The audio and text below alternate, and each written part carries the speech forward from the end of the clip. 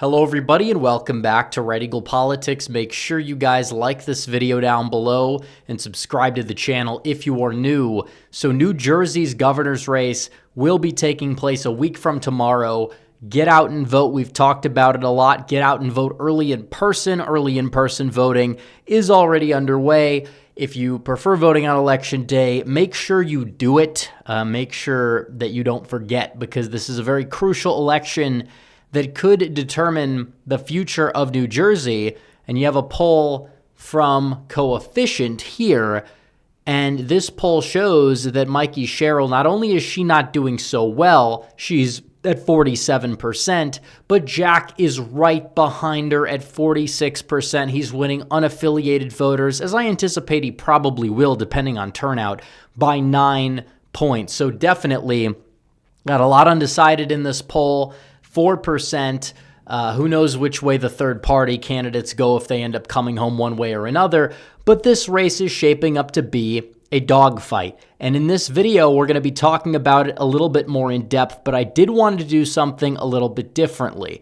You know, we'll look at the polls, we'll look at some of the data we have, some that's promising, some that could be a little bit more promising. And I think I want to give you 5 reasons why. 5 reasons why the upset can happen or will happen, and 5 reasons why you don't want to celebrate on the 1-yard line. It's definitely still an election that is a little bit of an uphill climb. Doesn't mean it can't be won for sure, but I did want to give 5 reasons for why it would happen, 5 reasons for why it might not happen. But either way, I will say this: Jack Ciattarelli has done a phenomenal job. He's ran a spotless campaign, given the state, given the environment, given the circumstances. He has done a pretty good job overall. He has nothing to be ashamed about, leaving it all on the field, picking up new endorsements. That's all true.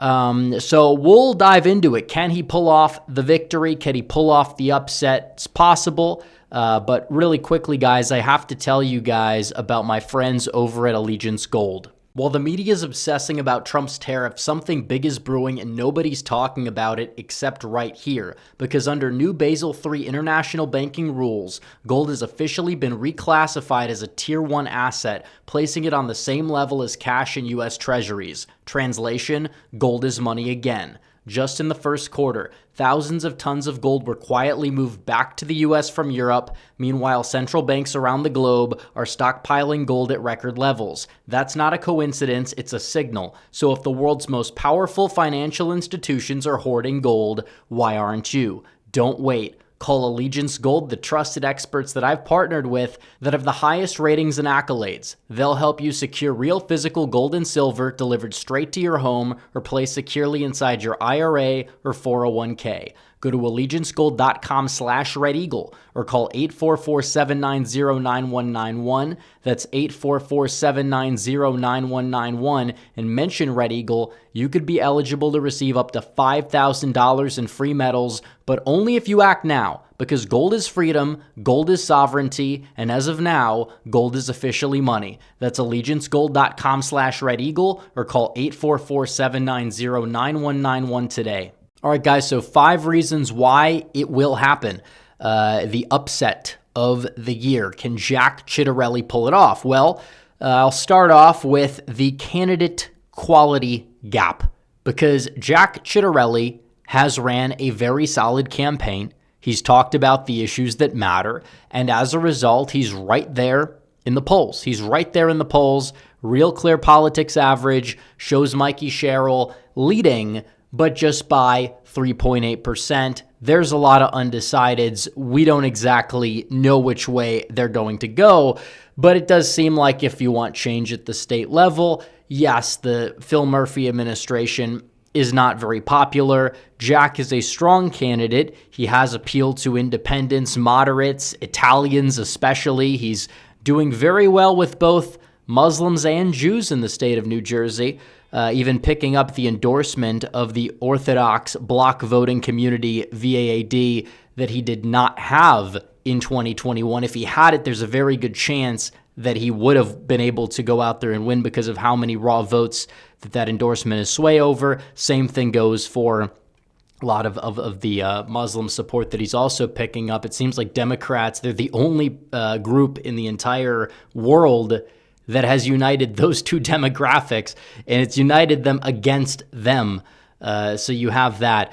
But that's besides the point. You also just have the other side, Mikey Sherrill, an elitist liberal, and she is somebody that did not do so well in her primary. If you want to go up and look at that primary, the field was so divided, and she only ended up winning 34% of the vote, mainly because she had all the money behind her in the primary, and she was able to go out there and win. But she didn't even do that hot in her own district, even in the primary, and will not likely do so hot comparatively in the general election. So you do have that. She's not the strongest candidate. She lied about her military record. She was caught lying. She was caught insider trading, and she didn't entirely deny it, but the way that she tried to deny it kind of exposed herself even more. She's a total train wreck. So you have this gap of candidate quality, strong Republican versus weak Democrat.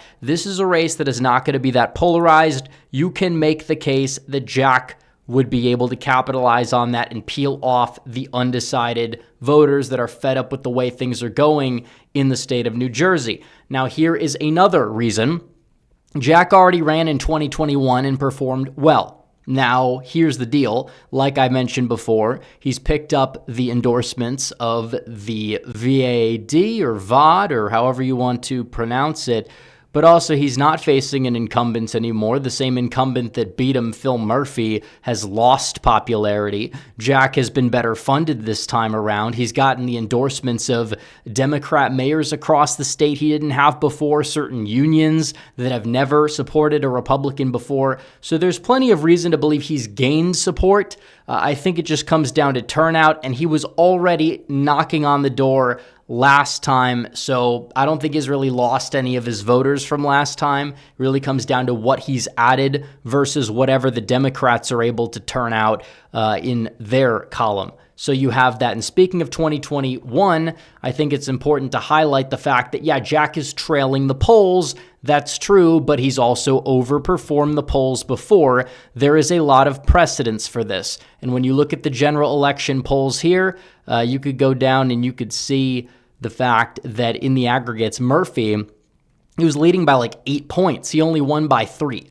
So there was an overperformance by Jack of about 5 points. He galvanized nearly every single undecided voter according to the polling in his column. If he does that again, it would be more than enough because Mikey Sherrill, yeah, she's polling at or above 50 in some polls, but not in enough, not in the aggregate. I mean, you could look at some of the polls Phil Murphy was in. He was polling in the 51, 52, 53% range. That one poll there, that's just one of the same polls that has Sherrill up by like 7. And I don't necessarily believe that that's going to be the end result because we know how some of these polls lean. So number 3, polling and overperformance. He looks much better in the polls. He's primed for an overperformance. That is, in my opinion, possible, if not even probable at this point. Also, number 4 is the early voting advantage the Democrats have is not impossible to overcome. Now, it's true that in the mail-in vote, they've garnered, 200-some thousand of a firewall, and they've slightly added to that in the early voting. However, Republicans are possibly able to close the gap later on as they typically pick up steam later on. We don't know which way the independents are going. Is it possible they're left-leaning and right-leaning independents are staying at home? It's possible. We don't know. But still, the in-person early voting data does not look bad for Republicans, and it actually looks much better than 2021, even if it's just on par with 2024, which isn't really the greatest benchmark you have there. Also, number 5, Mikey Sherrill has been nationalizing this race nonstop, has been calling in people like Obama, things like that, attacking Donald Trump instead of attacking her own opponent. So regardless, the nationalization kind of shows desperation, especially as New Jersey's only a D+6 state now, and she's still trying to nationalize it, thinking that it's going to help her. Maybe it will, but it does kind of seem like a little bit of a desperate thing to do for somebody who's just just, poised to win by like 7 to 10 points in this election. So there are your reasons for the upset, why it will happen, why it can happen. The reasons against it, I think it's fair that we cover them. And I think we could start with the early vote data. It's not perfect, and we don't know how the remaining days are going to go. It's not like Republicans are blowing the Democrats out of the water, although it is true that, you do have a lot of independent voters who are registered independents, unaffiliated, that typically lean right. They may have voted for Biden in 2020, then Jack in 21, then Trump in 24. I think if that's the case, they're sticking with Jack in 25. The question is by how much, and also what is the showing on election day? It could be a big showing, but you never know. Republicans could be cannibalizing more of their voters. So there is that uncertainty in some of this data that you could point to that says it's not perfect for Jack. Also, the national environment. It's true that this is a statewide race, but still, even though Democrats are not exactly doing that hot in the 2026 polling, D+2, D+3 may not be enough to get them the House, but still, that is a few points to the left of where it was in 2024 in the end result there. And again, New Jersey, I know it's a less polarized race, but still, if the national environment has moved, 2 points to the left in like a race between Trump and a generic Democrat since Election Day 2024, it's definitely an uphill climb for sure. And just Democrats are very energized to show up when you have Trump in the White House. Republicans are less likely to show up for something like this, more likely to show up in a presidential year. I'm not saying Jack can't overcome it because he does have a lot of enthusiasm, but again, it is something that makes it an uphill climb. Also, some of the polls do have her at or above 50. Now, again, these polls have been wrong before. They overestimated the end vote share of Phil Murphy last time around in many cases. So that's important to take them with a little bit of a grain of salt, but still the fact she's hitting 50 in a lot of like nonpartisan polls, it's not the best sign. I'm not saying that it means all that much, but that would be a reason against. Also, this may be like an online take, but it does seem like Jack had a lot of momentum he was gaining, and then it kind of just fizzled out. I'm not saying he doesn't have the upper hand, but it was like a scandal every single day. It really ate into her margin. Now it kind of seems like we don't have, that same level of just momentum going on. But it doesn't mean that the gains won't matter and possibly won't be enough. And the last reason is New Jersey is still New Jersey. It's still a state that 5 years ago voted for Joe Biden by 17 points. You do also have the fact that there is an election system there that is, somewhat corrupt, although I don't think it's an excuse, because if you were able to get close in 21, if you were able to go out there and win nationally in 2024, you got to win to change the system. We understand that. So you got to work with the system that you have.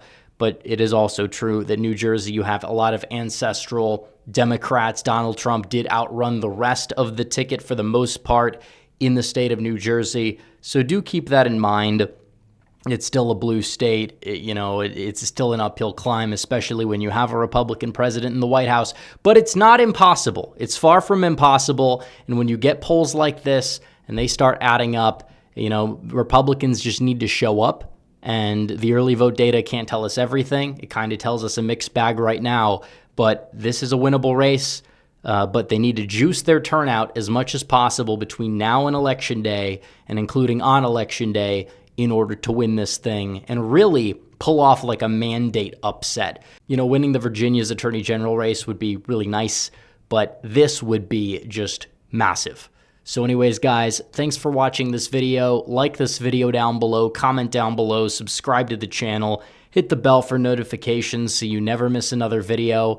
Follow me on social media. The links are all in the description down below, and I will see you guys in the next one. Red Eagle, out.